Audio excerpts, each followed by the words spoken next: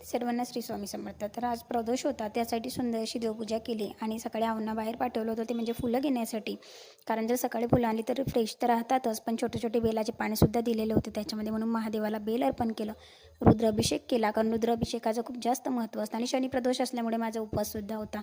आणि मग काय, अहो एकटे होते आणि अहोंना पुरणपोळी आणि रस खूप जास्त आवडतो. नाही तर आंब्यांचा सीझन असल्यामुळे सर्वांकडे रस पुरणपोळी हे जर होतच असेल. तुम्हालासुद्धा रस पुरणपोळी आवडते का? आवडत असेल तर नक्की कमेंट सेक्शनमध्ये मेसेज करा.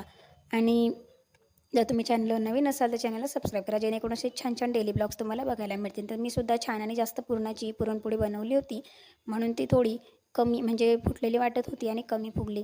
तर असं छान तूप लावून पुरणपोळी बनवून घेतली आणि त्यानंतर मग काय लगेच लाईट गेली आणि आहोंना जॉबला जायचं होतं. सो जायच्या वेळेस लाईट वगैरे आली आणि मी आंब्याचा रस वगैरे बनवला आणि पुरणपोळी रस असा आहोंचा टिफिन वगैरे पॅक करून घेतला. आणि मग माझा उपवास होता आणि उपवासाला शनिप्रदोषला म्हटल्यावर गोडच चालतं, म्हणून मी सुद्धा रस खाल्ला. तर असा संपवला माझा दिवस. असा होता माझा आजचा दिवस. थँक्यू. श्री स्वामी समर्थ.